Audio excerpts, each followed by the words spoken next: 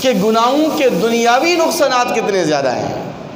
گناہوں کے 70 سے زیادہ دنیاوی نقصانات علماء نے بیان فرمائے ہیں۔ کتنے جی؟ آپ گھبرائیں نہیں، 70 نہیں بیان کروں گا ورنہ شاید ہی ہو جائے گی، صرف چند ایک بنیادی نقصانات جو دنیاوی طور پر فوراً اللہ تبارک و تعالی گناہوں کی وجہ سے، نافرمانیوں کی وجہ سے جو سزا دیتے ہیں، ان گناہوں سے کم از کم اپنے آپ کو بچائیں۔ دنیاوی نقصانات میں سے سب سے پہلا نقصان گناہوں کا یہ ہوتا ہے کہ قلت التوفیق، اللہ تبارک و تعالی نیک اعمال کی توفیق سلب کر لیتے ہیں، نیک اعمال کی توفیق سلب ہو جاتی ہے۔ دوسرا نقصان حرمان العلم والرزق وبرکت العلم، کہ اللہ تبارک و تعالی علم سے، رزق کی برکت سے اور عمر کی برکت سے محروم فرما دیتے ہیں۔ یہ گناہوں کا نقصان ہے، دنیاوی نقصان ہے۔ علم نافع نہیں ملتا، دنیاوی علوم تو آپ حاصل کر لیں گے، لیکن علم نافع، علم دین آپ کو تب حاصل ہوگا جب آپ گناہوں سے اپنے آپ کو بچائیں گے۔ رزق تو ملے گا، دولت تو مل جائے گی، کار کوٹھی بنگلے جائیدادیں بھی ہوں گی، لیکن برکت والا رزق نہیں ملے گا۔ عمر تو ہوگی، لمبی عمر ہوگی، لیکن عمر سے، زندگی سے برکت اٹھ جائے گی، کیونکہ گناہ کیا آپ کر رہے ہیں، گناہوں سے باز نہیں آ رہے، گناہوں سے آپ توبہ طائب نہیں ہو رہے۔ اسی طرح گناہوں کا ایک تیسرا نقصان یہ بھی ہوتا ہے کہ حرمان الطاعت ولذتھا، کہ انسان عبادات کی لذت سے محروم ہو جاتا ہے۔ نماز تو پڑھتا ہے، تلاوت بھی کر رہا ہے، روزہ بھی رکھ رہا ہے، ذکر و استغفار بھی کر رہا ہے، تہجد بھی پڑھ رہا ہے، اوابین بھی پڑھ رہا ہے، اشراق کی پابندی بھی ہو رہی ہے، لیکن جو ان عبادتوں کی لذت ہے، ان عبادتوں کا جو لطف ہے وہ انسان کو حاصل نہیں ہوتا، کیونکہ عبادتوں کے ساتھ ساتھ آپ نے گناہوں کے دروازے بھی کھولے ہوئے ہیں۔ جب تک آپ ان گناہوں کے دروازوں کو بند نہیں کریں گے تو عبادتوں کی لذت حاصل نہیں ہوگی۔ اور اس سے بڑا نقصان وتعسیر امورہ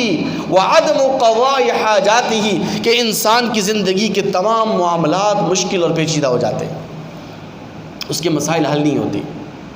اس کی پریشانیاں ختم نہیں ہوتی، اور اس سے بڑا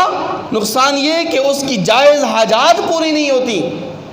اس کی جائز خواہشوں کو اللہ تبارک و تعالیٰ پورا نہیں فرماتے۔ اور ہمارا یعنی ہم مسلمانوں کا تو یہ عقیدہ ہے کہ ہمارا مشکل کشا کون ہے؟ سارے بولیں گے۔ حاجت روا کون ہے؟ ہماری ضرورتوں کو پورا کرنے والا، ہماری حاجتوں کو پورا کرنے والا، ہماری مشکلات کو دور کرنے والا صرف اور صرف اللہ ہے۔ اور یہ تب ہوگا، ہماری جائز حاجتیں تب پوری ہوں گی کہ جب گناہوں سے اپنے آپ کو بچائیں گے۔ اسی طرح صاحب المعاصی یدخل تحت لعنت رسول اللہ صلی اللہ علیہ وسلم، کہ جو آدمی گناہگار ہوتا ہے وہ نبی کریم صلی اللہ علیہ وسلم کی لعنت میں شامل ہو جاتا ہے۔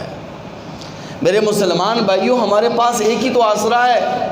کہ نبی کریم صلی اللہ علیہ وسلم کی رحمت کے توفیل ہمارا بیڑا پار ہو جائے۔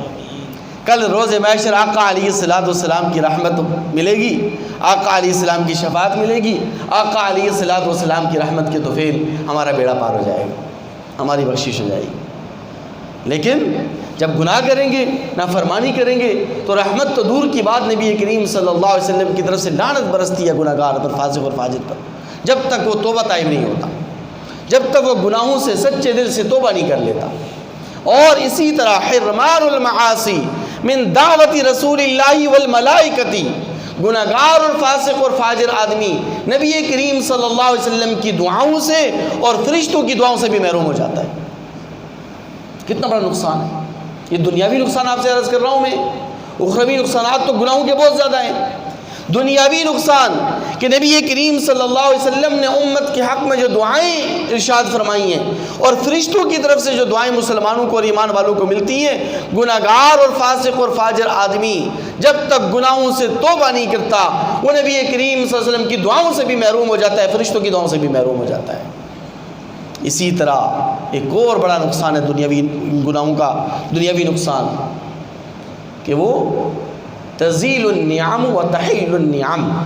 آہستہ آہستہ اللہ تبارک و تعالیٰ کی طرف سے دی جانے والی نعمتیں یہ زائل ہونا شروع ہو جاتی ہیں، نعمتیں چھننا شروع ہو جاتی ہیں، نعمتیں ختم ہونا شروع ہو جاتی ہیں، اللہ تبارک و تعالیٰ اپنی نعمتوں سے محروم فرما دیتے ہیں، اور سب سے بڑا نقصان آج کل کے دور کے اندر جس پریشانی کا ہم شکار ہیں، جس اذیت کا ہم شکار ہیں، جس عذاب کا ہم شکار ہیں، اور جس عذاب کو ہم اپنی آنکھوں سے دیکھ رہے ہیں، المعیشۃ الضنک فی الدنیا، اللہ تبارک و تعالی دنیا کی زندگی اس پر تنگ فرما دیتے ہیں،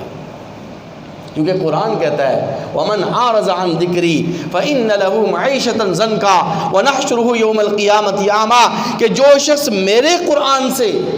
یعنی میرے احکامات سے، کیونکہ قرآن مجید کے اندر کس کے احکامات ہیں جی؟ سارے بولیں گے کس کے ہیں؟ اللہ تبارک و تعالیٰ کے احکامات ہیں۔ تو فرمایا کہ جو میرے احکامات سے روگردانی اختیار کرے گا، میرے احکامات کو نہیں مانے گا، تو میں اس پر زندگی تنگ کر دوں گا۔ وَنَحْشُرُهُ يَوْمَ الْقِيَامَةِ أَعْمَىٰ، اور روز محشر میں اسے اندھا اٹھاؤں گا۔ میں آپ کو عجیب واقعہ سنا دوں۔ خلیفہ ہارون رشید نے ایک مرتبہ حضرت بہلول کو بھیجا کہ جائیں بھئی آپ بازار جائیں اور بازار میں جا کر دیکھیں کہ جو بھی شخص دھوکہ دہی کر رہا ہے، ناپ تول میں کمی کر رہا ہے، ڈنڈیے مار رہا ہے، یہ کارندے میرے آپ کے ساتھ ہیں، یہ فوج میری آپ کے ساتھ ہے، یہ رینجرز کی اہلکار، یہ پولیس کی اہلکار آپ کو دے رہا ہوں، آپ جائیں اور جا کر سب کو گرفتار کر کے لائیں تاکہ ان کو سزا دی جائے۔ سمجھ میں آ گئی بات؟ حضرت بہلول تشریف لے جاتے ہیں ایک دکاندار کے پاس، دوسرے کے پاس، تیسرے کے پاس، ایک بھی ڈنڈی مار رہا ہے، دوسرا بھی ڈنڈی مار رہا ہے، تیسرا بھی ڈنڈی مار رہا ہے، ایک کا کانٹا بھی صحیح نہیں، دوسرے کا کانٹا بھی صحیح نہیں، تیسرے کا کانٹا بھی صحیح نہیں، ایک بھی ناپ تول میں کمی کر رہا ہے، دوسرا بھی، تیسرا بھی۔ ان تینوں کے پاس سے ہو کر انہوں نے ان کے حالات زندگی پوچھے، تینوں دکانداروں سے پوچھا کہ اچھا یہ بتلاؤ کہ تمہارے حالات کیسے ہیں، گھریلو حالات کیسے، زندگی کیسی گزر رہی ہے؟ سب نے کہا بڑے حالات خراب، بہت پریشانیاں ہیں، گھر میں لڑائی جھگڑے ہیں، فتنہ اور فساد ہے، آپس کے اندر ناچاکیاں ہیں، اختلافات ہیں، انتشار گھر کے اندر، اولاد نافرمان ہے، زندگی اجیرن بنی ہوئی ہے، چین اور سکون نام کی کوئی چیز نہیں ہے، راحت اور آرام نام کی کوئی چیز ہماری زندگی کے اندر نہیں ہے۔ آپ آگے بڑھ گئے، حضرت بہلول آگے بڑھے، ایک دکاندار کو دیکھا کہ بڑی ایمانداری کے ساتھ، دیانتداری کے ساتھ دکانداری کر رہا ہے، تجارت کر رہا ہے، وزن کا کانٹا بھی صحیح ہے، ناپ تول میں کوئی کمی نہیں کر رہا، کوئی ڈنڈی نہیں مار رہا۔ اس سے حالات زندگی پوچھے تو اس نے کہا الحمدللہ ثم الحمدللہ، تعالیٰ کا لاکھ لاکھ احسان ہے، رزق تھوڑا ضرور ہے لیکن برکت ہے، گھر کے اندر چین و سکون ہے، اللہ تبارک و تعالیٰ جو اولاد عطا فرمائی ہے بڑی فرما بردار ہے، پرسکون زندگی گزار رہا ہوں، دن بھر ڈیوٹی کرنے کے بعد، دن بھر تجارت کرنے کے بعد، دکانداری کرنے کے بعد، رات کو جب گھر لوٹتا ہوں اس چین اور سکون کی نیند سوتا ہوں، صبح آ جاتا ہوں اپنے ٹھیے پر آ کر بیٹھ جاتا ہوں۔ حضرت بہلول واپس تشریف لیا، کسی کو گرفتار نہیں۔ جب خلیفہ ہارون رشید کے دربار میں پہنچے تو خلیفے نے پوچھا، امیر المؤمنین نے پوچھا، بادشاہ نے پوچھا، ہاں جی بہلول کیا کارگزاری ہے، کیا پروگریس ہے؟ تو حضرت بہلول نے کہا کہ کیا بتاؤں بادشاہ سلامت، سارے دکاندار جتنے بھی تھے سارے کے سارے ڈنڈیاں مار رہے ہیں، سب کے سب دھوکے باز ہیں، فراڈی ہیں، ناپ تول میں کمی کر رہے ہیں۔ خلیفہ غصے میں آ گیا، اس نے کہا بہلول میں نے تو آپ کو اس لیے بھیجا تھا، یہ کارندے آپ کے ساتھ بھیجے تھے، یہ فوج آپ کے ساتھ بھیجی تھی، یہ رینجرز کی اہلکار آپ کے ساتھ بھیجے تھے کہ آپ ان کو گرفتار کر کے لائیں تاکہ ان کو سزا دیں، لیکن آپ خالی ہاتھ آ گئے۔ کیا خوبصورت جواب ہے۔ حضرت بہلول رحمۃ اللہ علیہ نے فرمایا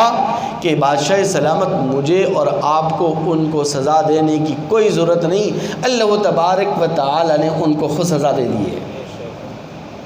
ان کی جو گھریلو زندگی ہے،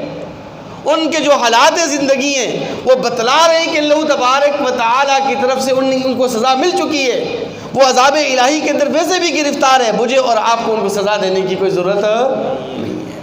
اس لیے میرے مسلمان بھائیوں، ہمیں چاہیے کہ ہم ہر قسم کے صغیرہ کبیرہ چھوٹے بڑے گناہوں سے اپنے آپ کو بچائیں اور تقوی والی زندگی اختیار کریں، اور یہی مقصد ہے رمضان المبارک کے روزوں کا بھی کہ یا ایھا الذین آمنوا کتب علیکم الصیام، کہ اے ایمان والو تم پر رمضان المبارک کے روزے فرض کیے گئے، کما کتب علی الذین من قبلکم، جیسے کہ تم سے پہلے لوگوں پر فرض کیے گئے تھے، لعلکم تتقون، تاکہ تم متقی اور پرہیزگار بن جاؤ۔ اللہ تعالیٰ